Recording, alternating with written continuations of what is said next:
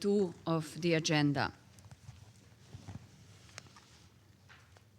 I now give the floor to Her Excellency, Ms. Elina Valtonen, please.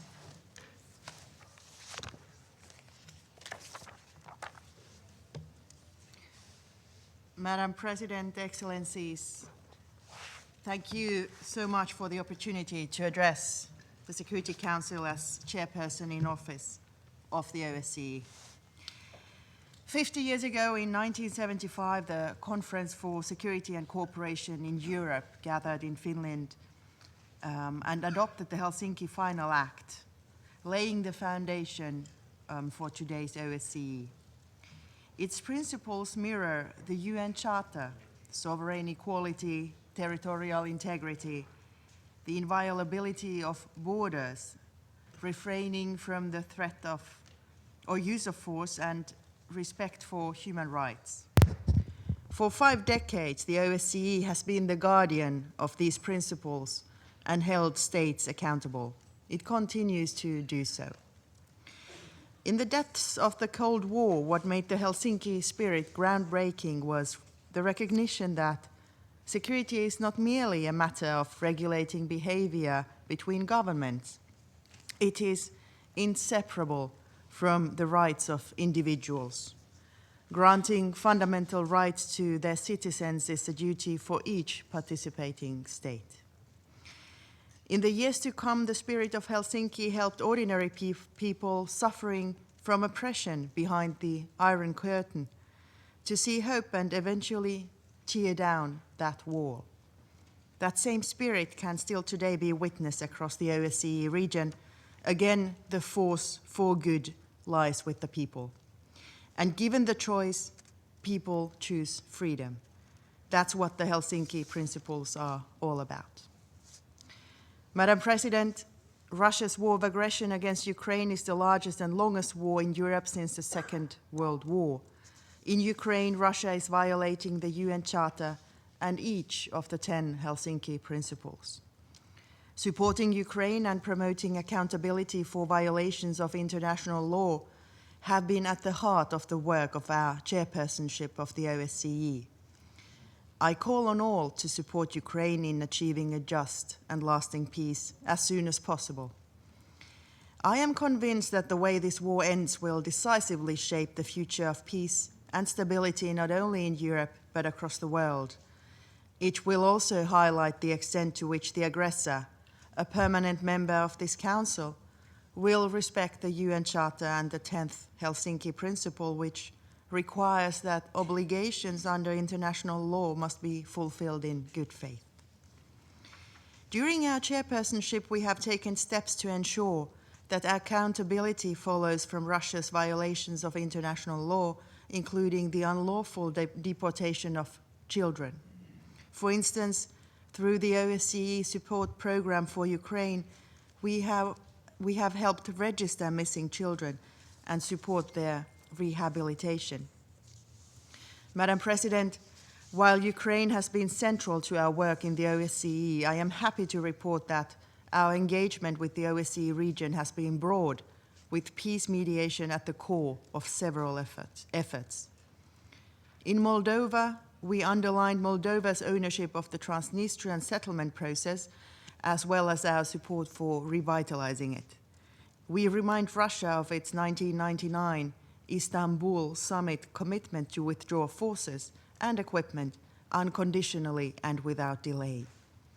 The OSCE and its mission stand ready to dismantle the Kobasna arms depot in Transnistria, which also poses an environmental risk to the local population.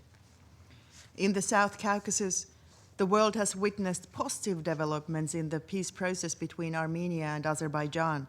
In August, we reached a consensus to close the Minsk structures dealing with the Nagorno-Karabakh conflict, a vital step to support the peace process. In Georgia, we reaffirmed our commitment to sovereignty and territorial integrity. We addressed democratic backsliding and highlighted the role of civil society. It is for the people of Georgia to decide on their own future. In Central Asia, we shared best practices and experiences from close Nordic cooperation. The trilateral border agreement between Kyrgyz Republic, Tajikistan, and Uzbekistan is a testament to what good regional cooperation can achieve. In Southeastern Europe, we supported Bosnia and Herzegovina's constitutional order, emphasized social dialogue in Serbia, and backed efforts to resolve Kosovo's political and institutional crises.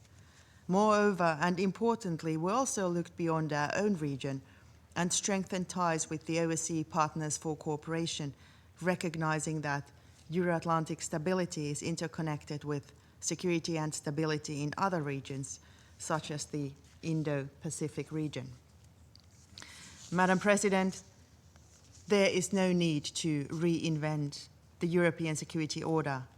Instead, there is a need to abide by the OSCE principles we have already agreed to and respect international law and the UN Charter. There is also a need to utilize the OSCE fully for what it was created for. The OSCE has great potential. Its comprehensive approach, autonomous institutions, and 12 field operations prevent conflicts and work to make the collective commitments of the 57 participating states a reality. At the same time, during our chairpersonship, Finland has introduced an agenda of reform on the future of the OSCE. The Helsinki Plus 50 discussions have generated broad support, reinforced ownership among participating states, and produced concrete reform proposals, some already under implementation. Like the UN, the OSCE needs efficiency, flexibility, and the ability to deliver. To this end, the new Helsinki Plus 50 fund seeks to strengthen the operational capacity of the OSCE. Madam President, multilateral cooperation based on international law can and must be the bedrock for international peace and security. This is also what countries and peoples around the world expect. Effective multilateralism requires a capable and relevant UN, as well as effective and relevant regional organizations. While this Council bears primary responsibility for international peace and security, regional efforts can amplify its impact. Indeed, the UN Charter itself encourages the settlement of local disputes through regional organizations before referring them to this Council. As chair of the OSCE, Finland has advanced UN-OSCE cooperation under Chapter 8 of the UN Charter. The UN-OSCE partnership is essential for peace and stability in the Euro-Atlantic region and beyond. The UN, the OSCE, and their staff continue to cooperate for common goals in various contexts. And being here in New York, I want to commend the UN and its staff for their important contribution. Madam President, to conclude, I would like to end where I began and return to the UN Charter and the Helsinki principles. The world has changed a lot in the past decades, and let us not forget, most of the change has been for the better. The number of countries rated free has nearly doubled since 1975, when the Helsinki Final Act was signed.